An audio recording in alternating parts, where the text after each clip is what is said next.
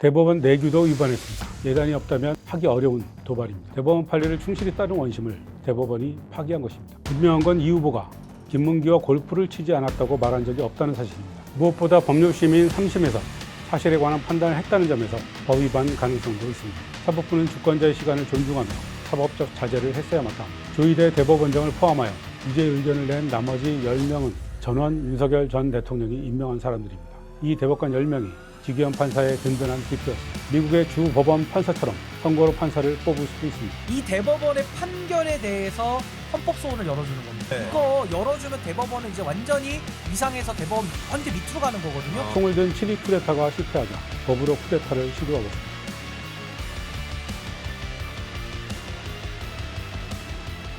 오늘은 안녕하시냐는 인사를 못 드리겠습니다. 연설의 이재성입니다. 대법원이 결국 이를 저질렀습니다. 이재명 더불어민주당 대통령 선거 후보의 공직선거법 사건 상고심에서 유죄 취지의 파기환송을 결정했습니다. 대부분 법률가들이 무죄 확정을 예상했었는데요. 신속한 결론을 미리 예고한 것은 저는 무죄라고. 옛날에 본인이 찬성했던 대법원 판결을 인용한 이재명 대표에 대한 항소심 판결을 깨트리는 것은 거의 불가능하다. 사법의 정치화를 피할 수 있는 곳으로 엑시트를 한 것 같습니다. 속전속결로 이 상고 기각될 가능성이. 전문가들의 견해와 국민적 상식을 정면으로 거스른 퇴행적 판결입니다. 서울고법 재판부가 판결문을 새로 써야 하는데요. 6월 3일 대통령 선거일 전까지 판결이 나오기는 물리적으로 불가능합니다. 이번 대법 판결은 검찰의 상고에 의해 이루어진 것이어서 피고인의 시간이 없었지만 피고인의 상고에 의해 열리는 재상고심의 경우 상고기간과 상고이유서 제출기한 등 최소 27일의 시간이 있습니다. 대선까지 한 달밖에 남지 않은 상황에서 서울고법이 속전속결로 파기환송심을 진행해서 유죄 판결을 내린다고 하더라도 휴일 등을 감안하면 대선 전에 재상고심이 열려 유죄를 확정할 수 없습니다. 하지만 반대 의견도 만만치 않습니다. 상고 신청기간 7일은 건드릴 수 없지만 상고 이유서 접수기간 20일을 주지 않고 바로 유죄 확정을 할 수도 있다는 겁니다. 이미 전원합의체 판결로 파기환송된 사건이므로 재상고된 사건에 상고 이유서를 볼 필요가 없다는 이유를 댈 거라는 얘기입니다. 이럴 경우 지지율 압도적 1위에 대선 후보 피선거권이 박탈되는 사태가 발생합니다. 파기환송심 없이 이재명 후보가 당선된다고 해도 정치적 논란은 이어질 수밖에 없습니다. 문제는 대선 과정과 선거 이후 벌어질 정치적 논란입니다. 국민의힘은 벌써 사실상 유죄 확정이라며 이재명 대선 후보 사퇴를 요구하고 있습니다. 책임을 지고 후보직에서 즉시 사퇴하기 바랍니다. 책임 있는 정당이라면 조속히 후보를 교체해야 합니다. 스스로 후보직에서 사퇴할 것을. 현재 압도적 지지율 1위인 이재명 후보가 당선된다고 해도 논란은 이어질 겁니다. 이번 대법 판결의 성향으로 봐 대법원은 이미 진행 중인 재판에 대해서는 대통령의 불소추 특권을 인정하지 않을 가능성이 커 보입니다. 소추행위란 기소와 그에 뒤따르는 재판을 모두 일컫는 말이라고 보는 게 일반적인 견해인데 이번 판결로 정치 성향을 확실히 드러낸 대법원이 이를 인정하지 않을 것 같다는 말입니다. 이번 선거법 위반 재판 말고도 이재명 후보는 4개의 재판을 받고 있는데 이걸 그대로 진행할 가능성이 큽니다. 그러면 헌법 규정인 대통령의 불소추 특권의 해석을 둘러싸고 다시 한번 헌법재판소의 결정을 받아야 합니다. 대법원이 우리나라를 혼돈과 불확실성의 구렁텅이로 쑤셔 박은 것입니다. 대부분의 법률 전문가들이 대법 판결을 앞두고 무죄 확정을 예상한 근거는 그동안의 관행과 시간적 제한이었습니다. 하지만 조희대 대법원장은 그동안의 모든 관행을 깨버렸습니다. 대법원 소부에 배당된 당일 대법원장 직권으로 전원 합의체 회부를 결정했고 바로 같은 날 첫 번째 심리를 벌였습니다. 이틀 뒤 두 번째이자 마지막 심리를 하면서 바로 그날 선거기일을 잡았습니다. 전원 합의체는 보통 한 달에 한 번 열리는데요. 이렇게 연달아 2번이나 전원 합의체 심리를 한 것은 사상 최초입니다. 대법원 내규도 위반했습니다. 대법원 전원합의체의 심리 절차에 관한 내규 제7조는 재판연구관이 전원합의 사건에 관하여 조사 연구한 결과를 기일 전에 미리 보고하게 되어 있습니다. 그런데 이번엔 소부 배당 당일 바로 전원합의체 심리를 했죠. 재판연구관이 조사 연구한 결과를 미리 보고할 수 있는 시간적 여유가 없었습니다. 이것은 이례적인 정도가 아니라 내규를 어긴 것입니다. 1심 선고까지 2년 2개월이 걸린 사건을 2심은 4개월 만에 선고했는데 3심은 2심 판결로부터 불과 36일 만에 배당 9일 만에 결론을 내렸습니다. 누가 봐도 대선에 영향을 주려는 행동이라고 볼 수밖에 없습니다. 설령 무죄를 확정했다고 하더라도 선거에 개입한 행위라는 비판을 면하기 어려웠을 겁니다. 그런데 파기환송을 통해 국민의 주권에 대한 침해를 시도한 것입니다. 더구나 이렇게 짧은 시간에 2심의 무죄 판결을 완전히 뒤엎어 파기환송한다는 것은 예단이 없다면 하기 어려운 도발입니다. 조희대 대법원장이 취임 직후 공직선거법 사건 재판에 대한 법 규정에 따라 634 원칙을 지키라고 주문한 사실은 여러분도 알고 계실 겁니다. 하지만 이는 당선자에 해당하는 규정이라고 해석하는 게 법의 취지에 맞습니다. 법을 어기고 당선이 됐는데도 재판이 늦어져서 공직을 유지하는 기간이 길어질 경우 법의 효용성이 떨어진다고 볼 수 있으니까요. 하지만 이 사건 발언의 당사자인 이재명 후보는 지난 대선의 낙선자입니다. 최초로 633 원칙을 적용한 대상인 낙선자라니 여러분 동의할 수 있습니까? 더구나 마지막 3심은 3개월도 아니고 사실상 9일 만에 광속 결정을 내린 것입니다. 대법원 판결문은 1심 판결문의 논리 구조를 그대로 따릅니다. 이른바 김문기 몰랐다 발언 자체는 인식에 관한 것이므로 허위사실이라고 할 수 없다고 판단했지만 해외 출장 중 찍은 사진에 관해 발언하면서 제가 골프를 친 것처럼 이라고 말한 것은 허위사실 공표라고 규정했습니다. 다들 아시는 얘기겠지만 기억의 환기를 위해 다시 한번 보시죠. 국민의힘에서 4명 사진을 찍어가지고 마치 제가 골프를 친 것처럼 사진을 공개했던데 제가 확인을 해보니까 전체 우리 일행 단체 사진 중에 일부를 떼내가지고 이렇게 보여줬더군요. 조작한 거죠. 이 발언은 박수영 국민의힘 의원이 페이스북에 공개한 사진에 대해 한 말입니다. 이 후보는 이 사진이 골프를 찐 날 찍은 것이 아니고 10명이 단체로 찍은 사진 가운데 고 김문기 씨가 포함된 4명만 나오게 잘라서 공개한 것이어서 조작이라고 비판한 것입니다. 그런데 검찰은 김문기가 골프를 치지 않았다는 발언이라고 해석해서 허위사실로 기소했고 1심 재판부에 이어 대법원도 유죄를 인정한 것입니다. 분명한 건 이 후보가 김문기와 골프를 치지 않았다고 말한 적이 없다는 사실입니다. 그런데 대법원은 발언의 전체적인 취지와 일반 선거인의 인식을 들먹입니다. 일반인들이 보기에 김문기와의 교류 행위를 부인하는 취지로 들린다는 겁니다. 이는 기존 대법원 판례에 명백히 어긋나는 판결입니다. 지난해 10월 31일 대법원은 정읍시장의 공직선거법 위반 사건 판결에서 원심을 파기하면서 사후적 추론에 따라 발언의 외연을 확장하는 것은 잘못이라고 밝혔습니다. 이번 사건 항소심 재판부도 이 대법원 판례를 6차례나 직접 인용합니다. 대법원 판례를 충실히 따른 원심을 대법원이 파기한 것입니다. 마지막으로 백현동 한국식품연구원 부지 용도 변경 관련 혐의를 보겠습니다. 이른바 국토부로부터 협박받았다 발언입니다. 이 대목도 기억이 희미하실 테니 다시 한번 보겠습니다.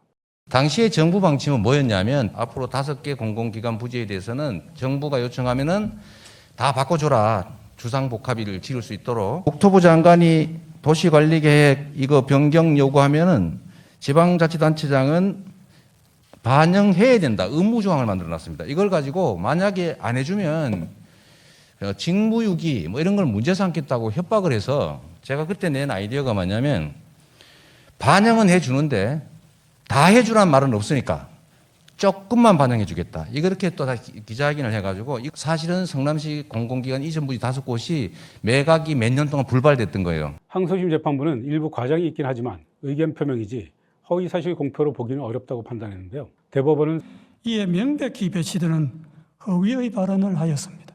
사실과 명백히 배치되는 허위의 발언이라고 뒤집었습니다. 백현동 부지 용도 변경은 성남시 자체 판단인데 이 후보가 국토부의 협박을 받아 변경했다고 밝혔으므로 허위라는 겁니다. 2심과 3심의 판단이 이렇게 극명하게 갈리는 핵심 이유는 이재명 당시 지사의 발언을 전체적으로 볼 것이냐 하나하나 따져서 볼 것이냐의 차이에 있습니다. 이 발언을 자세히 보면 크게 두 대목으로 나뉘어 있습니다. 전반부는 식품연구원만이 아니라 도로공사와 토지주택공사 등 5개 공공기관에 관한 발언입니다. 국토부의 압박에도 불구하고 성남시가 버텨서 몇 년간 매각이 불발됐다는 내용입니다. 이어서 식품연구원에 대해서는 별도의 공문을 언급하면서 법률에 의한 요구에 따라 용도 변경을 해줬다고 말했습니다. 나머지 이 백현 이 부분은 그냥 아파트 분양하겠다고 해서 저희가 해주지 마라 라고 버티다가 결국 다시 또 국토부가 식품연구원에 대해서만 별도의 공문을 보냈습니다. 이런 지시 공문이 다시 와서 저희가 불가피하게 용도는 바꿔주는데 그냥은 못 해주겠다.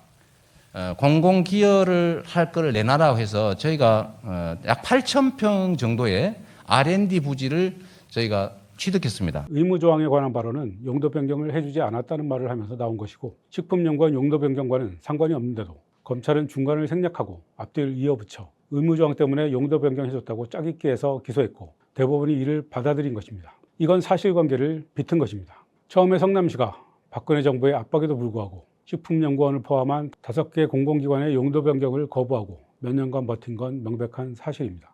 해당 부지의 대기업 본사나 R&D 센터처럼 고용을 창출하는 시설을 유치하길 원했기 때문입니다. 그런데 몇 년의 시간이 흐르면서 이런 조건들이 무르익었고 다른 공공기관 부지와 마찬가지로 백현동도 R&D 부지를 확보하는 조건으로 준주거지역으로 용도를 변경하게 된 것입니다. 검찰의 기소와 대법원 판결은 이런 사정 변경을 일부러 무시한 것입니다. 어떠십니까? 정말 이연령 비연령 판결 아닙니까? 1심과 2심, 3심의 판단이 이렇게 극단적으로 갈리는데 대법원이 이렇게 급하게 사상 초유의 속도로 재판을 진행해 선거에 영향을 줘도 되는 건가요?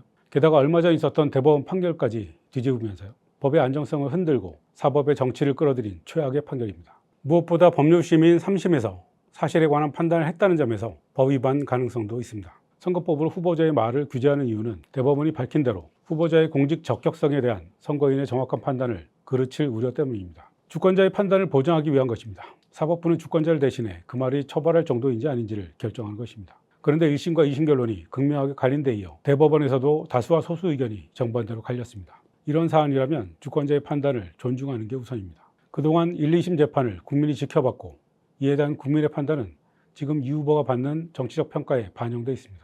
허위사실 공표죄를 확장할 경우 검찰이 선택적 기소로 야당 탄압에 악용할 여지도 있습니다.